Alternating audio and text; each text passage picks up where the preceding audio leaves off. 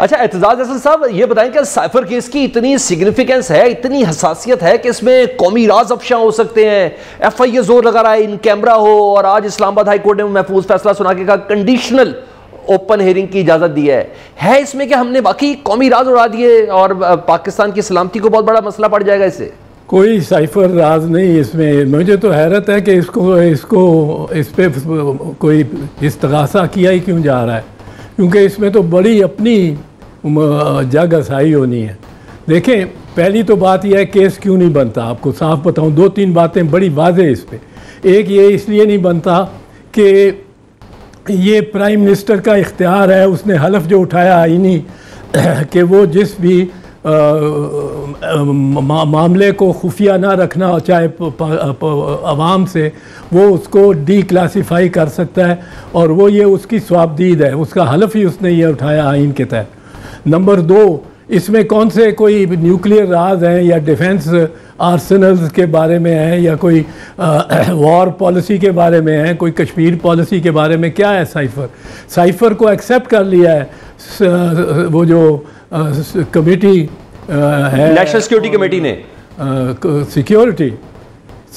National security committee ने accept किया है, उसी पे एहतजाज हुआ है, किया गया है, डिमार्च हुआ ऑफिस की जानिब से, उसके फैसले के बाद डिमार्च हुआ है थ्रू दी अमेरिकन। तो उसको तो एक्सेप्ट कर लिया, उसके मंदरजात को आपने एक्सेप्ट कर लिया। मंदरजात क्या हैं कि इमरान खान के ख़िलाफ़ नो कॉन्फिडेंस मोशन से एक दिन पहले आपको एक अमेरिकन पैगाम आया कि इसको अगर आप हटा देंगे आज, यानी वही नो कॉन्फिडेंस के मोशन में ही उसने कहा डोनाल्ड ब्लू ने, तो हम आपको माफ़ कर देंगे वरना आपके बड़े खाता खुल जाएगा ये कोई। तो अब ये जब उसने कहा ये हम तस्लीम करते हैं, उसने कहा, उसके कहने पे हमने एहतजाज किया।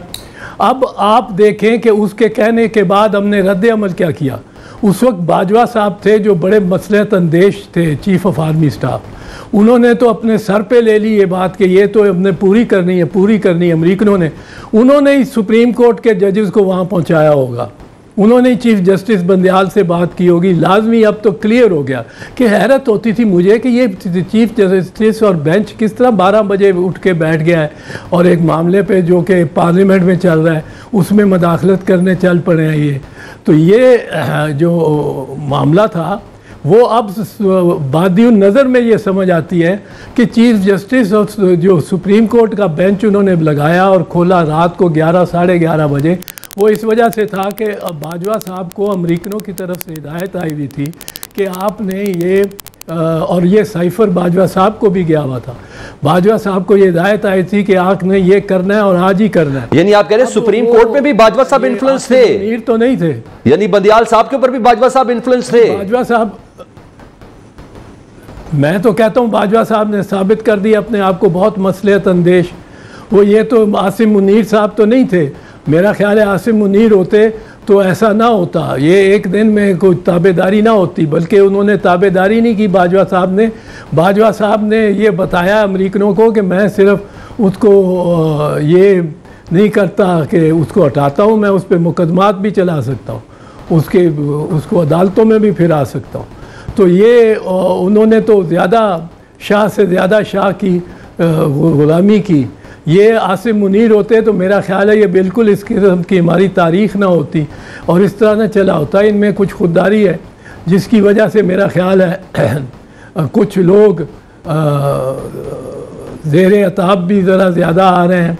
मतलब खदीजा शाह का यही कसूर है ना कि वो एक आर्मी चीफ़ की नवासी है, तो मुनीर साहब कोई फ़र्क नहीं डालना चाहते उनसे और बाकी ख़वातीन से जो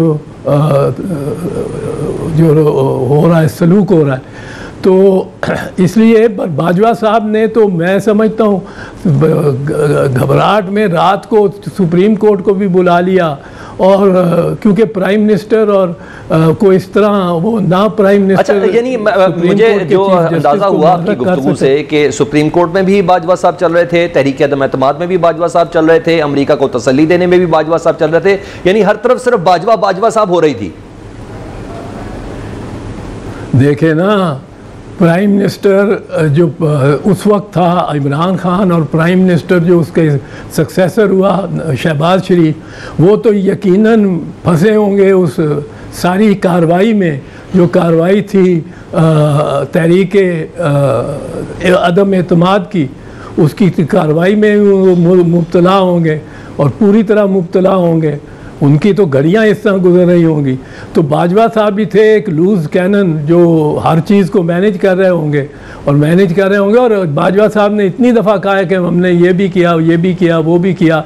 उन्होंने एक बयान दे दिया चंद साफ़ियों को बुला के, पर चंद साफ़ियों को बुला लेना है, इसके सारी दुनिया को बुला लो, और उनको दे दिया कि जी हमारे टैंक भी नहीं चल सकते, हमारा ये भी नहीं हो सकता, वो भी नहीं हो सकता। इस किस्म की लूज टॉक आप तो अच्छा, आप कह रहे हैं बादियों नजर में गुमान यही लगता है कि हर जगह पे वो इन्वॉल्व थे। तो वो जो प्रिजन वैन्स वाला मामला था और वो जो कहा जा रहा था कि अभी तहरीक अदम-ए-एतमाद के बाद गवर्नमेंट ट्रांसफर भी नहीं हुई, स्टॉप लिस्ट के अंदर भी लोग शामिल कर लिए गए थे, तो इस एस्पेक्ट में भी हम कह सकते हैं कि जी हाँ वही डॉक्ट्राइन चल रही थी। आप ये देखें ना कि प्रिजन वैन्स तो मैं नहीं मान सकता कि जजेज ने बुला ली हो कबल अज़ वक्त ही। सुप्रीम कोर्ट ने तो प्रिजन वैन नहीं मंगाई होगी, सवाल ही पैदा नहीं होता। चीफ जस्टिस चाहे कितनी गलत अंदाज में बुला रहे थे, अदालत लगा रहे थे, लेकिन वो ये नहीं कर सकते थे कि प्रिजन वैन्स भी मंगा लेते। प्रिजन वैन जो पहुंची थी तो कोई एग्जेक्टिव अथॉरिटी होगी, जिस तरह बाजवा साहब थे आर्मी चीफ, जिनके हुक्म पे वो पहुंची होगी, जिनकी कहने पे वो पहुंची होंगी। ये और भी बात आपने जो सवाल किया है, मेरी इस जो मैं दलील दे रहा हूँ उसकी और इस्तदलाल उसकी हिमायत में है कि, और आपने ये अच्छी बात है इसकी भी रोशनी डाल दी। मैं तो ये सोच रहा था कि आर्मी चीफ के कहने पर कहीं गए होंगे चीफ जस्टिस साहब वहाँ, और पलट दिया सारा उन्होंने जो मामला जिस तरफ जा रहा था उस तरफ से, और उल्टा दिया कासिम सूरी की भी रूलिंग को कलअदम करा दिया। यही मैंने आपसे कानूनी सवाल पूछना था, मैंने सर यही आपसे कानूनी सवाल पूछा। कासिम सूरी साहब की रूलिंग, इमरान खान साहब का सदर मुमलिकत को यही अल्फाज इस्तेमाल जिसका जो साइफर के मुंदरजात हैं, यही सुप्रीम कोर्ट के चीफ जस्टिस से रिक्वेस्ट कि प्लीज़ इसको तरफ देखें। पार्लियामेंट में अपोजिशन लीडर थे उस वक्त शहबाज शरीफ साहब, उनको तक कहा कि जनाब हम आपको वो तमाम चीज़ें बताने के लिए तैयार हैं, इसका क्या मतलब है? जब ये तमाम चीज़ें इस केस से पहले ही इमरान खान साहब बता चुके थे कि ये सब चीज़ें, तो उसमें कौमी राज वाली कौन सी बात है? कोई कौमी राज की बात नहीं है। जो कौमी राज तो मैं कह रहा हूँ ना कि न्यूक्लियर कोई राज हो। ये क्या राज है कि जी एक मुल्क ने, एक सुपर पावर ने हमें धमकी दी है? ये तो आपको प्राइम मिनिस्टर को वैसे ही सारी कौम के सामने लेके जानी चाहिए। एड्रेस टू द नेशन में ले जाते, किसी जलसे में ले जाता, ये तो लेके जाना ज़रूरी है प्राइम मिनिस्टर के लिए। नवाज शरीफ ने भी कहा था मुझे इतने टेलीफोन आए थे, ये ना करो। फिर उसने कहा, बाद में एक दफ़ा साजिश का भी पूरा कहा। भुट्टो साहब भी साइरस वैंस का ख़त लेके गए थे। ये साइफ़र भी होते हैं। साइफ़र सिर्फ एक कोई इतनी बात नहीं है अजूबे की। साइफ़र का सिर्फ मतलब है कि एक को चीज़ को मुबहम या मख्फी अंदाज से पेश किया गया है, पेश किया जाता है। वो आर्मी चीफ को भी, वज़ीर आज़म को भी, डिफेंस मिनिस्टर को भी, और वो फॉरेन ऑफिस में भी उसका रिकॉर्ड रखा जाता है।